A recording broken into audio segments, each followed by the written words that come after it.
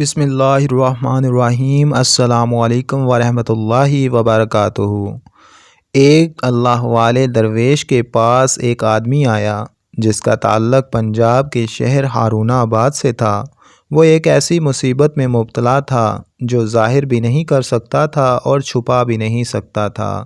اس نے آتے ہی مجھے ایک دستی کاغذ خط کی شکل میں پکڑایا۔ اس میں لکھا تھا کہ میرا نام فلاں ہے، میں اپنے علاقے میں بڑا ذمہ دار ہوں، بہت اچھی کپاس اور گندم کی کاشت ہوتی ہے، بیٹے ہیں، بیٹیاں ہیں، گھر ہے، ذمہ دار ہوں، زندگی بہت سکھی گزر رہی ہے، لیکن ایک مسئلہ مجھے کھائے جا رہا ہے جس کا میں نے کچھ لوگوں کے سامنے ذکر کیا لیکن وہ حل نہیں ہو سکا۔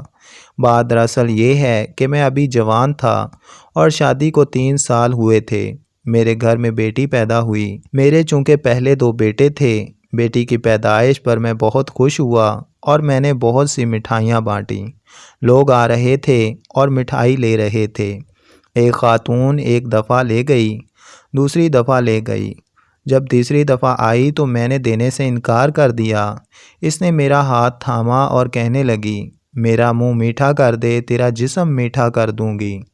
نامعلوم اس کے اس بول میں کیا تاثیر تھا، حالانکہ وہ بالکل بوڑھی اور بد شکل عورت تھی۔ میں نے اسے بہت ساری مٹھائی دے دی۔ رات کو سویا تو کچھ لوگ آئے۔ انہوں نے مجھے اٹھایا اور کہا، تیری شادی ہم ایک جن عورت سے کرنے لگے ہیں۔ میں نے کہا، میں تو پہلے ہی شادی شدہ ہوں۔ وہ کہنے لگے، نہیں، وہ عورت جو آج تیرے پاس مٹھائی لینے آئی تھی، اس کا اصرار ہے کہ میری اس سے شادی کرو، اور ہمیں حکم ملا ہے کیونکہ وہ عورت مالدار ہے اور ہم اس کے غلام ہیں، اور اس لیے تم ہمارے ساتھ چلو۔ مجھے اٹھا کر لے گئے۔ میں احتجاج کرتا رہا لیکن میرے منہ سے آواز نہیں نکل رہی تھی۔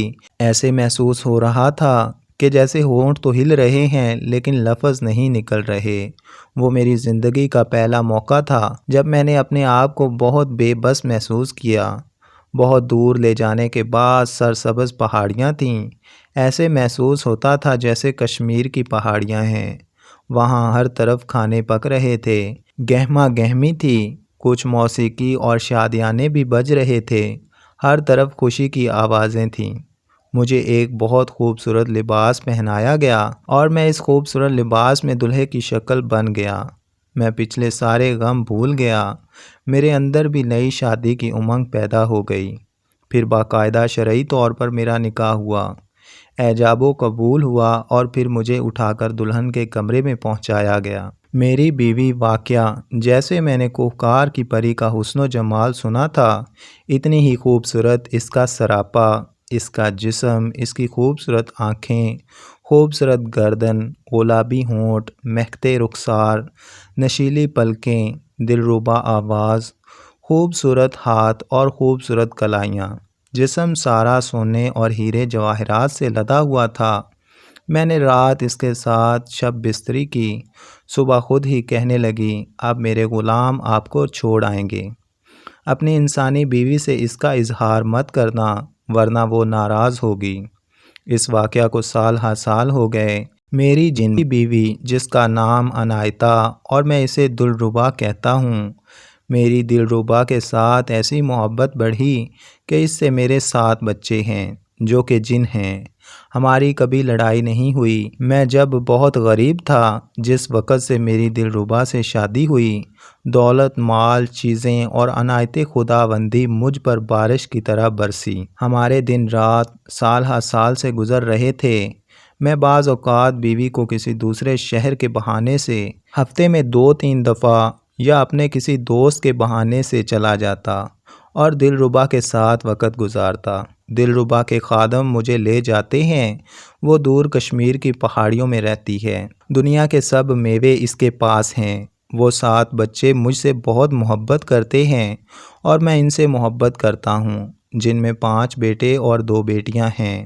اب میری اولاد جوان ہو گئی ہے، ادھر سے انسانی اولاد بھی جوان ہو گئی ہے، ان کی شادیاں ہو گئی ہیں۔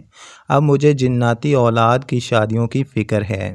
میں پریشان اس وجہ سے ہوں کہ جناتی اولاد کی شادیوں کا کیا کروں، کیسے کروں؟ جنات میرا رشتہ لینے کو تیار نہیں۔ وہ کہتے ہیں کہ ان کا باپ انسان ہے، یہ جن تو ہے لیکن خالص جن نہیں۔ میں بہت پریشان ہوں، برائے کرم میری پریشانی کا ازالہ کریں۔ وہ اللہ والے درویش بزرگ کہنے لگے کہ میں نے اس کی بات سنی تو مسکرا دیا۔ میں نے کہا یہ کوئی مسئلہ نہیں، میں جنات سے عرض کروں گا، وہ رشتوں کے معاملے میں آپ کا ساتھ دیں گے۔ پھر کچھ عرصے کے بعد اللہ کے فضل سے اس کی اولاد کی شادیاں ہو گئیں۔ ہاں، میں نے اسے ایک چیز ضرور بتائی، چونکہ جنات نے آپ کے رشتے ٹکرائے تھے، وہ کہیں آپ پر جادو نہ کر دیں، تو یا قہار کا وظیفہ انسانی بیوی بھی، جن بیوی بھی اور اس کے بچے بھی سب پڑھتے رہیں اور پیتے بھی رہیں۔ آج وہ بہت خوش ہے، اس کی بیوی مجھ سے ملنے آئی، یعنی جن بیوی۔ اس نے شکریہ ادا کیا اور بہت سارے تحفے دیے، جو میں نے غریبوں میں تقسیم کر دیے اور ضرورت مندوں کو دے دیے۔ دوستو، ایسی ہی مزید اچھی ویڈیوز اور واقعات کے لیے ہمارے اس چینل کو سبسکرائب کر دیں۔